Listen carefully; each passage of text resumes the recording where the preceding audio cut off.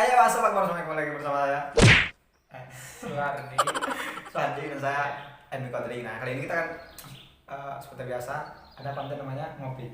Iya, Jadi ngobrol inspirasi. ngobrol. Nah kebetulan ini juga sudah tahu kalau yang di samping saya ini beliau adalah seorang motivator, writer, youtuber, influencer dan polyglot juga. Iya. Untuk lebih jelasnya kita tanya saya, kira-kira sekarang udah berapa bahasa? Untuk saat ini bahasa saya sedang mempelajari alhamdulillah 20 bahasa. 20 bahasa. Iya. Wow, 20 bahasa guys. Jadi bahasa apa aja itu? Fasih semua atau Untuk sebagian? bahasa yang terbilang fasih ya pastinya bahasa Arab dan bahasa Inggris, karena saya dulu lulusan dari sebuah lembaga yang mana lembaga tersebut setiap harinya kita berinteraksi dengan bahasa Arab dan bahasa Inggris setiap harinya. Ya hampir sekitar 6-7 tahun saya dalam lembaga tersebut, bahasa sehari-hari interaksi adalah Inggris dan Arab. Karena waktu itu ketika kita berbicara bahasa Indonesia maka kita dijudge seperti itu. Nah, kemudian setelah itu saya belajar bahasa Jepang, bahasa Korea, bahasa Mandarin. Kemudian setelah itu saya belajar bahasa Spanyol, bahasa Prancis, Jerman, dan bahasa-bahasa yang lainnya. Ya. Jadi ada sekitar 10 bahasa yang tadi yang disebutin dan itu masih ada lagi. Iya, masih ya. Ada bahasa Iya, Turki juga kan itu. bahasa Turki juga. Jadi itu berapa bahasa yang bisa tulis, baca dan ngomong juga atau semuanya? Untuk membaca dan menulis, saat ini yang saya pelajari ada 15 bahasa.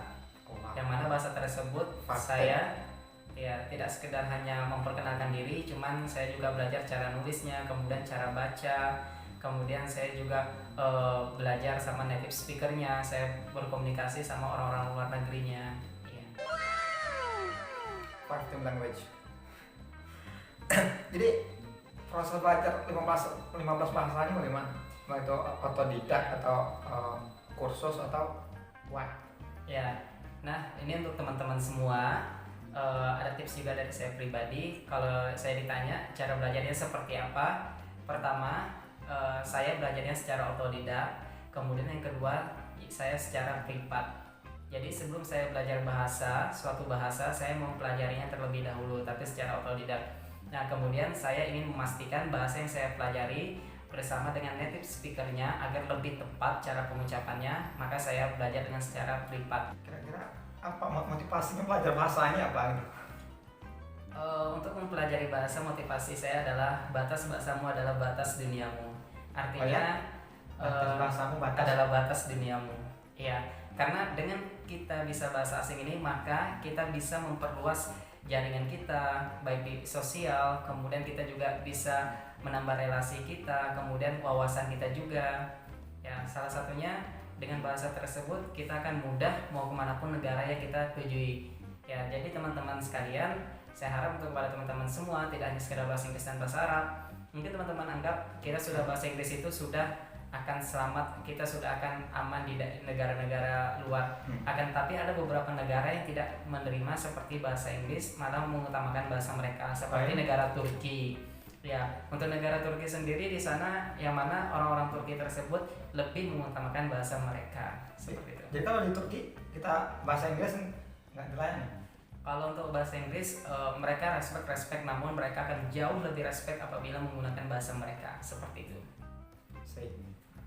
Jadi kalau Anda ingin ke Turki, Anda tidak mampu berbahasa Turki, Anda tidak akan mendapatkan pelayanan yang baik walaupun Anda bisa bahasa Inggris. Oke. Writer, seorang writer juga. Ya, untuk di bidang kepenulisan, ya saya sering ikut-ikut lomba kompetisi. Alhamdulillah, saya pada tahun 2019 salah satu menjadi penulis terbaik dari 2000 lebih peserta se-Indonesia di tingkat nasional. Kemudian setelah itu saya juga mengikuti lomba di tingkat internasional.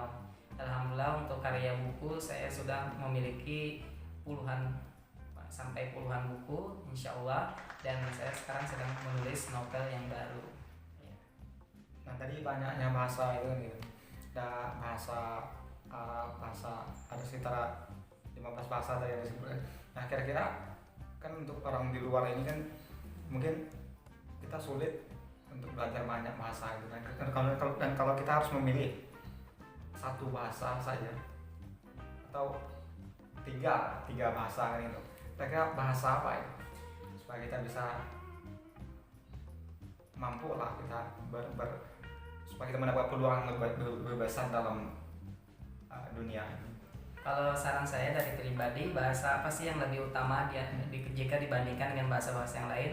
Pastinya bahasa yang utama adalah bahasa Inggris, of course, karena bahasa Inggris adalah bahasa internasional. Kemudian karena kita sebagai orang Muslim mayoritasnya di Indonesia, maka bahasa yang baik untuk kita pelajari adalah bahasa Arab, karena bahasa Arab adalah bahasa Al-Quran.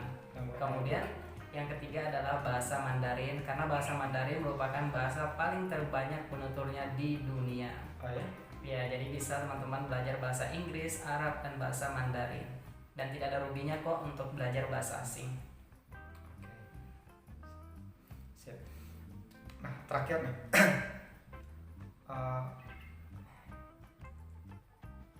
Kira-kira tips supaya kita mudah untuk belajar bahasanya.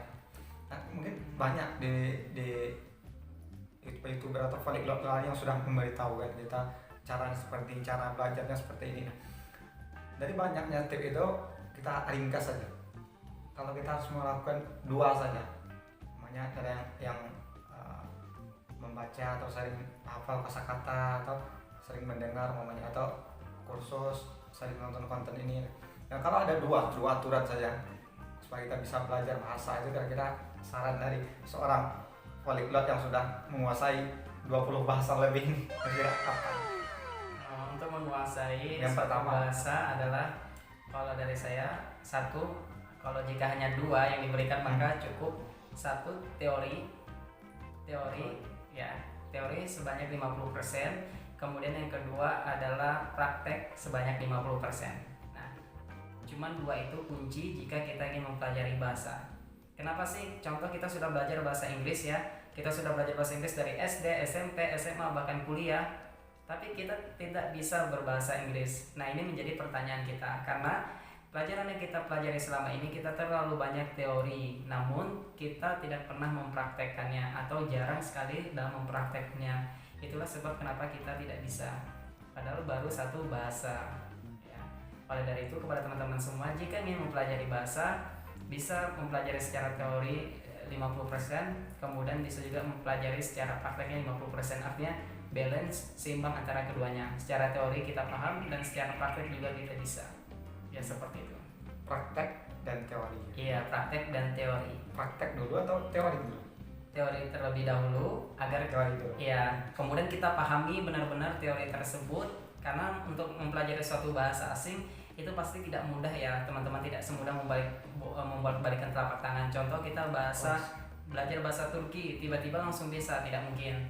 Tapi kita harus pahami dulu secara teorinya. Contoh, di dalam Turki ada yang S yang berekor, kemudian ada yang huruf C berekor, nah kemudian ada G yang ada tanda lengkungan di atasnya atau disebut dengan yumuşak G. Nah, banyak bahasa-bahasa yang mana terkadang ada bahasa yang sama seperti alfabet Indonesia tapi bacanya berbeda. Contoh, dalam Turki huruf C di alfabet Indonesia itu dibaca J. Nah, itu sudah berbeda. Jadi kita butuh pahami terlebih dahulu secara teori, kemudian baru kita praktekkan. Itu saja. Karena kadang ada juga sebagian polyglot yang mengatakan kita tidak perlu belajar banyak teori dulu, yang penting kita praktek dulu, nanti dalam praktek itu baru kita akan belajar sendiri katanya. Iya. Dan saya tanya tadi praktek dulu atau teori dulu? Bagi seorang influencer, YouTuber juga yang menguasai lebih dari 20 bahasa ini, nah, tetap teori dulu baru praktek. Ya. Jadi harus balance lah ya. Harus balance antara keduanya. Iya. Oke, mungkin itu saja dulu. Semoga ini bisa memberikan motivasi untuk teman-teman sekalian.